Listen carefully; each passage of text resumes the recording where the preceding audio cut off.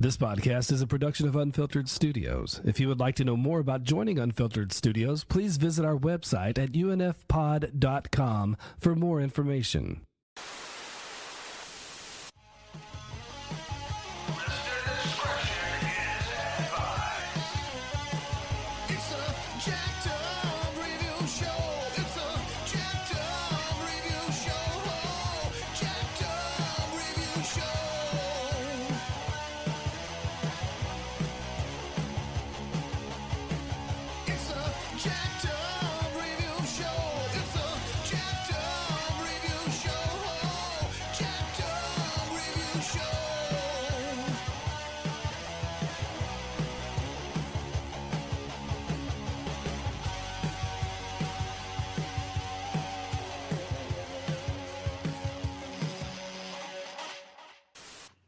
Okay, so joining us for the insanity is blogger Erica Wright. Thanks for having me on. I'm very delighted since I'm a big fan of Andrew Divoff, and I've also known him for the last 7 years.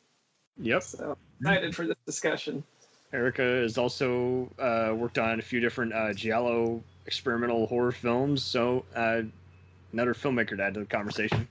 We got Jonathan Mark of the Action and Movie Elite. How are you? I'm good. And then we got Tom Lindaman, a well-known person in the Misty community. Greetings and hallucinations, everybody. Hallucinations. I'll just circle around to Erica first. What just made this actor, Andrew Divoff, kind of just a go-to B actor who you just would see in his movies and you're just like, I gotta see other stuff that this guy has done. There's just someone that's leaving a positive impression on me. I think my first introduction to his work wasn't actually through one of his films. It was through an interview in Fangoria magazine back around the time Wishmaster came out. Oh, nice. And it just seemed like this incredibly intelligent person, and they mentioned that he's fluent in 7 different languages. So I thought, dang, this guy just sounds like a really cool person. I've got to watch this movie. So then having seen Wishmaster, I became a fan of Andrew's acting, although had some mixed feelings about Wishmaster itself. That's a whole other issue. But Yep. For the rest of you, you can listen to our takedown on that whole saga. But yeah, it was definitely one of those, around the time you could look up people in IMDb, they would almost always have some kind of Yahoo group or GeoCities kind of fan page. And he was no exception to that. I remember someone did a write down on him from knowing him at conventions. And, I mean, he was part of the Full Moon craze, and he was part of a bunch of different blockbusters that everyone saw being the bad guy. And then, you know, everyone also made a deal, hey, you fought Harrison Ford on screen twice. When does that happen? And then aside from doing some indie horror and action and even crime movies with Fred Williamson, I think it was more interesting how he also got a chance to be on various syndicated shows and even be in the two-parters.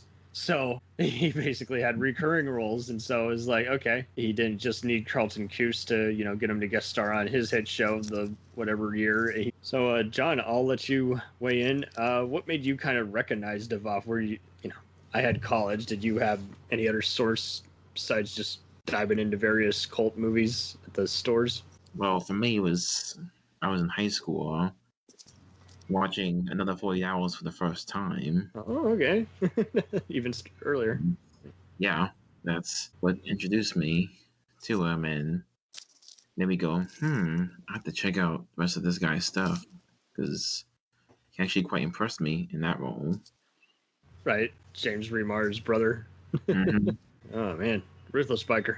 Tom, you're a movie connoisseur. When did you start recognize that there was this half Russian, half Venezuelan bad guy who was going around doing some martial arts and just still in the show as a bad guy regardless of the movie? Well, I have to be honest. I'm a big fan of the Full Moon pictures. So, because naturally, as a B-movie connoisseur, I look for those things that me differentiate between B actor 1, B actor 2. Having a martial artist, half Russian, half Venezuelan, that's enough to get me interested. Right. You like quirky kind of origin story to a cult filmmaker or actor. So Yep, and by the same token, I'm also a big fan of martial arts movies, especially bad martial arts movies. right. Oh yeah. Yeah, I guess Andrew had trained off and on for a decade with Chuck Norris. Really? Yeah, he Really? trained at Chuck Norris's school studying Taekwondo. I can see that now. It's like, so Chuck, what would you like me to do? Oh, I need you to go this way or that way. My son Eric can figure it out for you. No. What would you wish me to do? Yeah, he's had his share, just being on various movies and shows. I buy it. He's always very natural in the fight. Even in Air Force One, he's barely doubled. And I think I like that fierce unpredictability of them all. Obviously, he played different types of villains, but he was interesting in that, yeah, he fell into different categories. He would do the bikers, like we mentioned earlier. He would do the terrorists or soldier elites, during a rebellion. And then he would even do people doing kind of war crimes or smuggling, trafficking, stuff like that. And it was kind of just interesting just seeing him only on occasion kind of do the kingpin role. And then the odd pirate phase too. Yes. Yeah.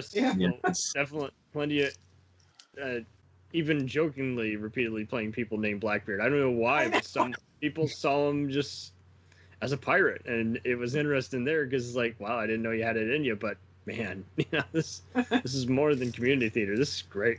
In no order, I'm going to mention a movie that he's said multiple times would have made his mother proud had she lived to see it.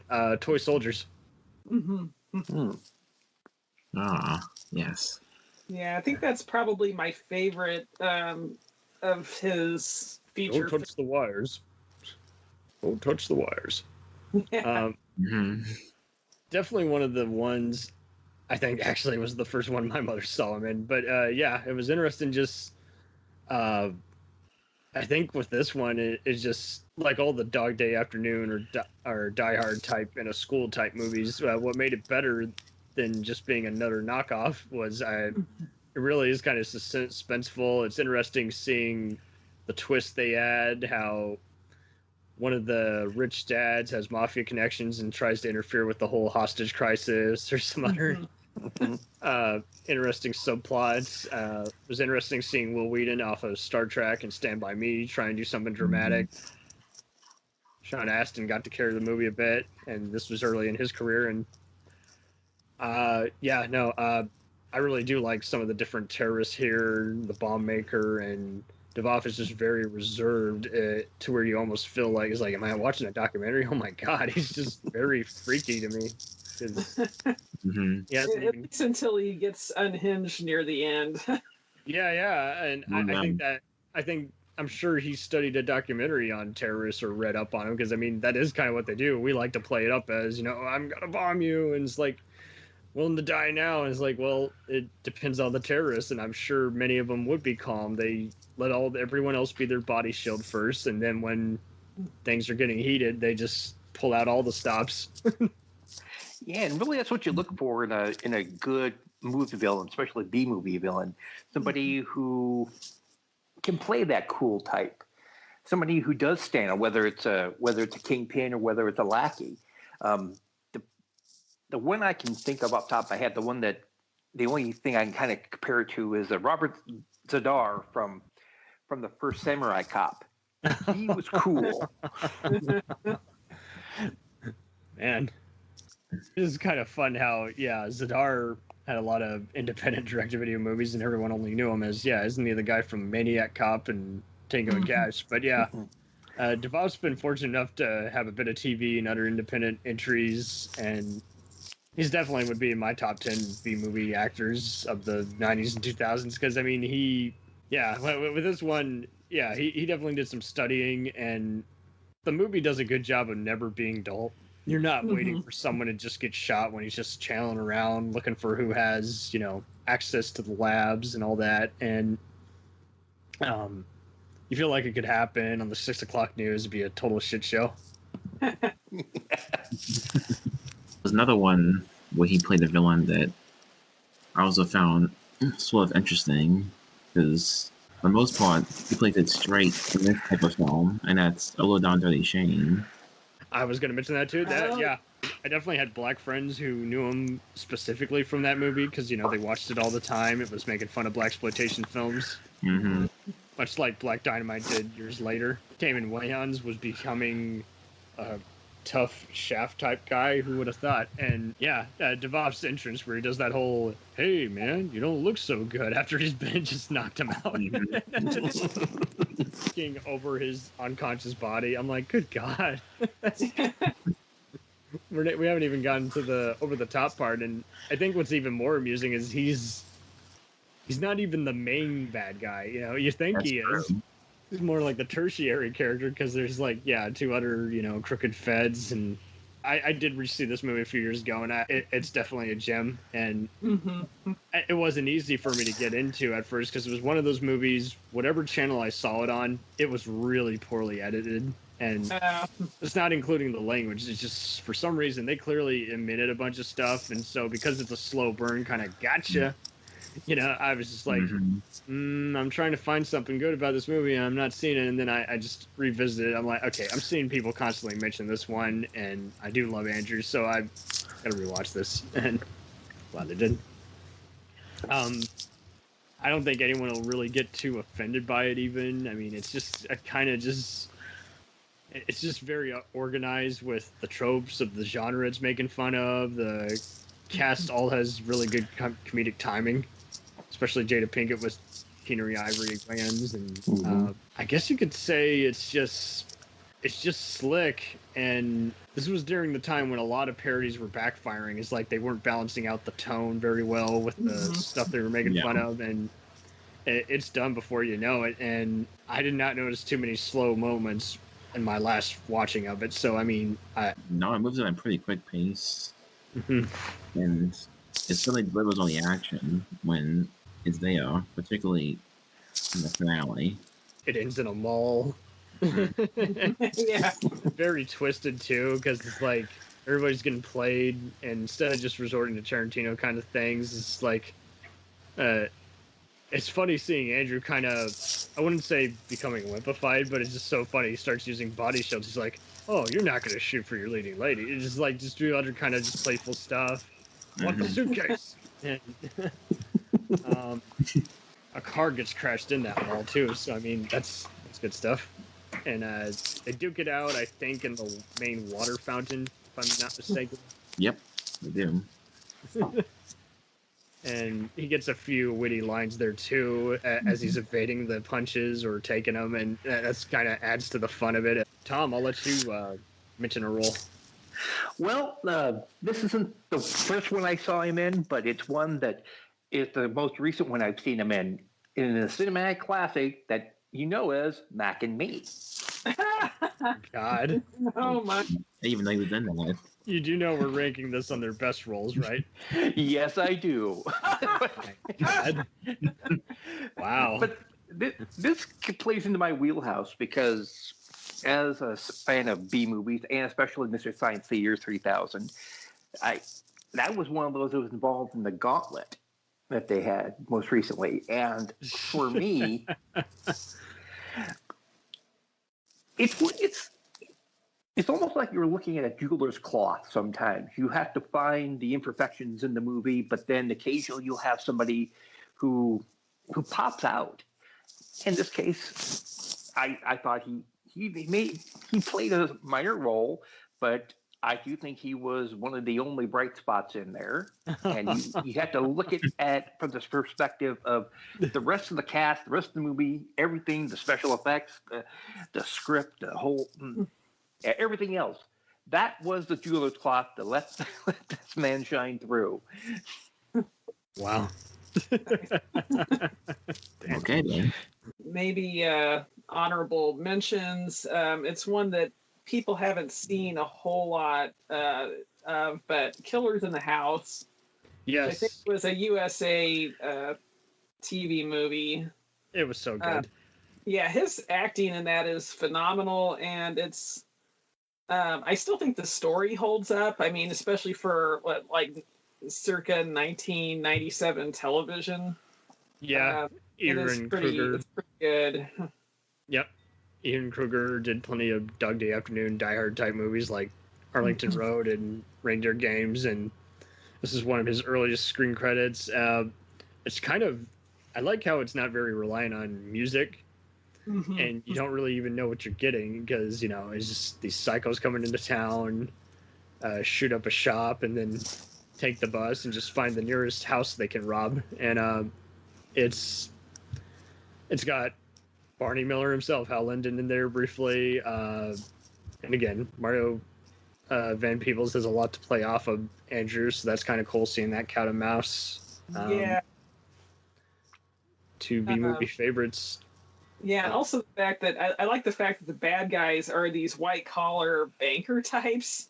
Yeah, and they're holding this black family hostage because they think there's something of value in this this architect's home that the black family inherited, and it's just absolutely. There's so much layering. Yeah. So that's a really fun movie, and if you can get a hold of a copy, I recommend that. Yeah, if you're still playing cult movies for VHS, I mean, just seek it out. Unless you got a Region 2 DVD you can snatch up. I saw movies for Rapid Share back when that was a thing. So, I mean, I remember about a year ago we were making jokes about LimeWire and all that other stuff. It's like, oh man, those were the days. Oh wow, takes me back. This was Don't worry, kids. All our downloads were legal. Legal. Oh man, just kicked ass.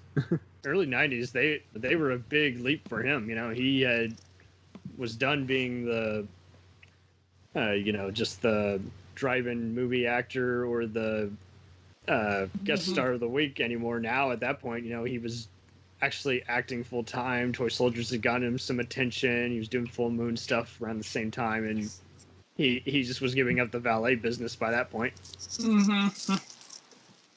And then, oh yeah, the other thing with that another 48 Hours film, they said, oh, like a prerequisite for this is you have to be able to ride a motorcycle. You can do that, right? Oh yeah, of course.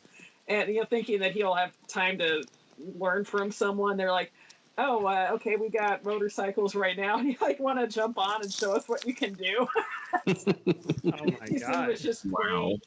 Yeah. I don't know how you even bullshit your way into that. Yeah. Man, he must have just been confident, like, hey, it's like riding a horse. Oh, he says he cannot handle horses. Oh wow!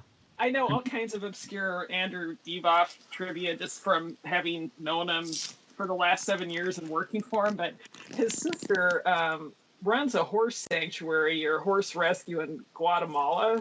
But Nice. Andrew says he's never felt comfortable around horses. So movies where he had to ride horses, it was very anxiety provoking, I guess. I can't blame him. In between junior high, I did a horse school one year, and I was just very annoyed. It just wasn't exciting or fun like the movies. And sometimes it is a little anxiety provoking. Like, I thought it'd be fun to take horse riding lessons, and I got thrown off multiple times. Oh no! Fortunately, thanks to training in judo, I knew how to fall properly. But if I didn't, I probably would have had some broken bones from that experience. So. If you ever do a movie, Judo Warrior sounds way cooler than horse rider. Oh no! Man, I'm sorry you had to take a fall. Jeez. That's... Oh man. And there's so many I feel that need honorable mentions. Like Running Cool was one of the few. Yes. Good guy. And he was a romantic lead, so that was like different. And he was a good biker, he's just. I know, right? But that's what was interesting. Is that was an interesting independent film. It later got a DVD director's cut after Paramount dropped that label of it, and I think he did say that's one of his favorite roles because he actually had bikers who had seen that movie and said, "Hey, you really captured us." Yeah, that's cool. I guess it was a movie directed by bikers, made for bikers. But before lot you of the say, other- what's refreshing though is there isn't any assault or any, mistreatment of women or anything. It's just kind of more of a Easy Rider kind of movie instead of a, Duck Dynasty type shit fest. Yeah, it's more of a feel-good kind of thing. Yeah, it doesn't have the dripping misogyny of some of the other biker films. Or just someone starting shit up and you're like, okay, what does this have to do with anything? Of course someone's going to get shot in the head because one of them has to be a thug. This one is more interesting because it's also kind of does a fun homage to, town bully type westerns, like I knew all that. And he does get a pretty cool fight scene with the guy. I was surprised what sexual chemistry he had with the other lead. I was like, wow, okay. I've never seen that kind of role. The like 48 Hours, it does have one hell of a rock soundtrack. True. Yeah. Yeah, that good pick. Yeah, I definitely can't see that movie in a different eye. I mean, who else would have played that kind of role? Yeah, and then I think another one that doesn't get talked about a lot, that was one of his favorites, was Deadly Voyage, which was an HBO film. Mm-hmm. In the UK, they would have it be as part of their Screen 2 anthology thing, which is kind of their equivalent of PBS Masterpiece Theater, where they play some kind of movie either made here or foreignly bought and just get jaw-dropping good factual information and acting. And you don't get enough development of his character, but you get enough to just kind of get a sense that all these immigrants that were coming from like South Africa and jumping on these voyages risked being killed by some of the ruthless smugglers. I guess when they were filming that, the people who were murdering the immigrants, the stowaways, were like actually on trial at that time. So during breaks between filming, the cast would watch court TV or whatever it was. Oh, really? Going on, and follow the development of that trial. Damn. So get some idea of how they talk and walk just from that, man. That was all the rage then after OJ. Is just like everyone's on trial and everyone's talking about it now. I went through a phase where I was hooked on watching court TV, and it's right, the whole OJ thing. I came in a little late during the early 2000s when they were just replaying just unusual true crime movies. Good pick. This used to play, I believe, on Joe Bob, Monster Vision. Has anyone seen Captured? Oh, yeah. Yeah. No, I haven't seen that one. Same year as Killers in the House, and it was just interesting seeing another kind of part action, part horror, part thriller, just home invasion kind of movie. Because at first, Andrew plays, a thief, and then you kind of feel sorry for him because the guy he's robbing from happens to be a secret psychopath. This movie, I wasn't too impressed by the filmmaker's other movie he did, but this was a rare gem, diamond in the rough, where it's like, okay, it didn't get much fanfare, but it's not a bad movie. It's really takes a bunch of different moral plot twists and even just a few other things you don't expect to see. Like they stretched that concept to the breaking point, though. Yeah. The whole thing is just about this rich guy who cares more about his car than anyone else, including his wife, and that's the whole movie. Yeah, and I think I'm told Mancuso is very difficult to work with actor from people who work with him, so I believe it there. It is. It gets bonus points for me from having the Andrew trap himself in the car, and then get his finger chopped off. Yeah. And him having to limp around the rest of the movie, just saying, no, didn't take that much. And who would have thought, the wife then steps in and tries to stop her evil husband. And she's like, you're a monster treating this thief who, didn't intend to hurt me. Yeah, that was, it had some wild moments. Some weird sexual tension. That's what was wild too, yeah. No. And no kissing or embracing, just one of those is like, I believe you, I'll help you. It's like, it was odd. Yeah, kind of like what was the other movie that had an odd dynamic like that? Blast, where God, like another terrorist, but he's holding the Albert women's Pion. Olympic team hostage, and it seems like the coach of the women's swim team is more turned on than scared most of the time, and it's like, did the director tell her to do that, or was that like a Pion. I don't know what that was. I mean, that was an odd one. That's what's funny about it. Pion doesn't know how to handle really people half the time, so he just ends up kind of just winging it. But it's kind of like you say, funny because there's barely a plot, and yet the actors are kind of just hamming around, and that kind of just makes it all the more fun. Yeah. I love like maybe 80% of that movie, but it has one of the dumbest endings that I've seen. Oh yeah, Rutger Hauer for the window. Yeah. But just that whole effect of blowing up. Oh yeah, it was like, oh come on, that's like one of the worst explosion effects I've ever seen. And this is before they started just putting random flames over a green screen or something, or just CGI. It was just I don't even know how to describe it either. It was just like, I don't even know that I'm really watching much of a movie anymore. The quality here. Oh man. By all means, the guy deserves a pat in the back and maybe a vodka or two for he deserves being a Saturn Award, maybe a Tourist World Stunt Award. He deserves an Emmy. Hell. Best guest appearance. Do it. I'll mention his crooked cop roles in Extreme Justice and Blue Hill Avenue. One is a Mark L. Lester B exploitation movie, but Blue Hill is interesting. Just rewatching that, just how he's playing off of his buddy William Forsythe, but it's interesting seeing how Forsythe is the one doing all the executioning and game plans and stuff. And it's interesting for him because he's just getting in the guy's face while he's kind of just, again, he's taking the girlfriend hostage, but it's interesting here, he's not even doing anything or saying much or even saying a racial slur, but he means so much with saying very little. So he's got a good subtext script.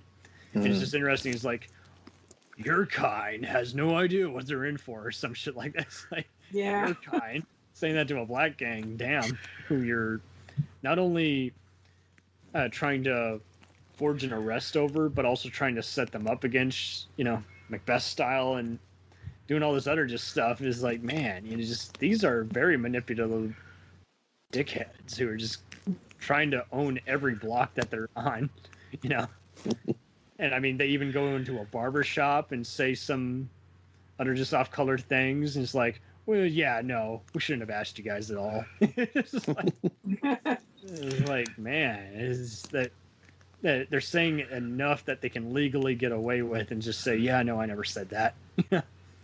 This is before they had cameras detailing these awful cop activity. But yeah, it's even wild too how the whole forging and ransom doesn't even go the way they expected. So then they're just like, whoa, damn, that was our way of just probably, for all we know, had it gone their way, they basically could have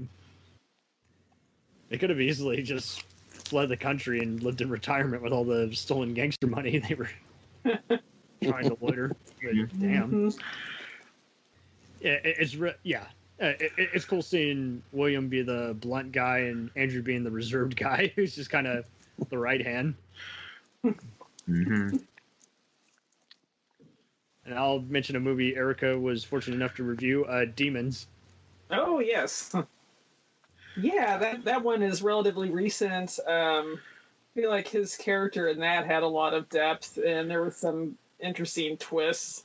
And he's throughout the movie. The hatred, he's only in like the first few minutes, so... Yeah, which is like, I don't know, he should have definitely had a bigger part in that film. I think he was like the strongest part of the hatred, but I'm biased, so... Yeah, well, I was kind of struggling with the hatred as well, because it was just like, even though the production value was there, it's just the interest kind of went out the window before the first act was even over. So, yeah, Demons was interesting because, he got to play like a former, like, German kind of role. If I'm not mistaken. Oh, that was in the hatred. Yeah. Okay, fuck. Okay. Yeah. Demons, he played... He's a religious nutcase. That's right, and he doesn't even have much dialogue until, like, near the end, and it's just him seeing... That's right, seeing him go through the field kind of almost gave me kind of a Jim Jones, Charles Manson kind of feel. Yeah. I mean, I can tell he definitely saw some kind of true crime documentary or some kind of inspiration. He just kind of just was looking at him like, you're never leaving this place. Mm-hmm. So, King of Expressions, Andrew. Magic Island. Did anyone ever see this back in the day on Disney Channel? Yeah, I think that's his only sort of kid-friendly movie. Yeah, it was done for full moons. They had a kid-centered division called Moonbeam. Haha. But Yes. This was back when Nickelodeon and Disney would take movies from other companies and actually have them be part of their programming. And I think it re-aired on Jetix or something.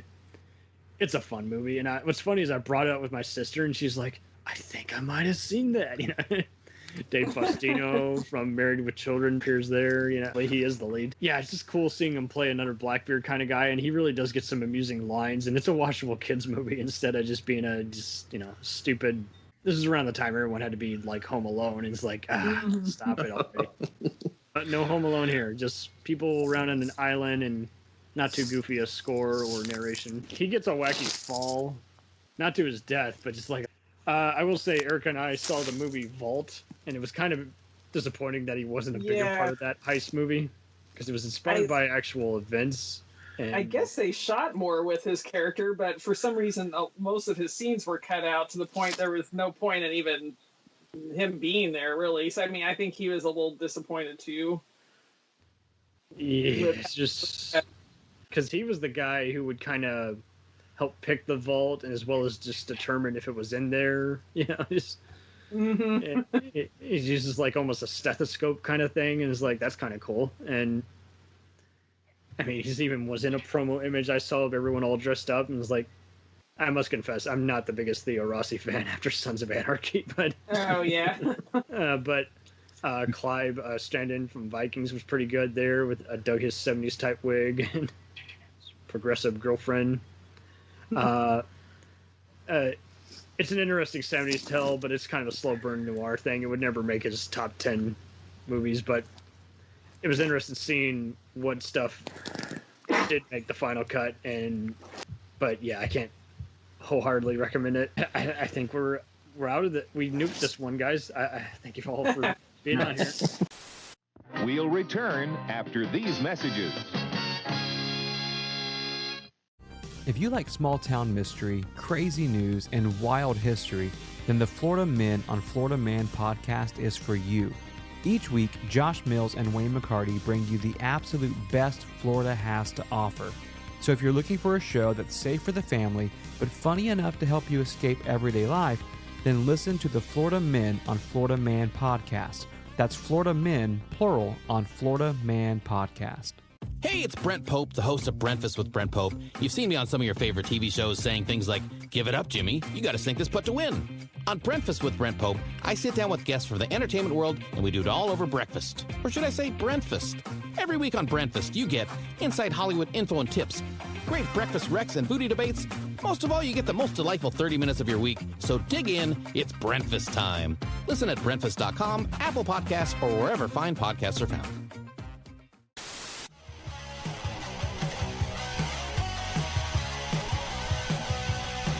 Follow us on the web on Facebook, Twitter, and Instagram. The podcast is available on Podbean, Spotify, iHeartRadio, Anchor, Apple, and anywhere else podcasts are available. Feel free to review our show and leave comments on any of those sites. Thanks a million for listening. It's a jacked up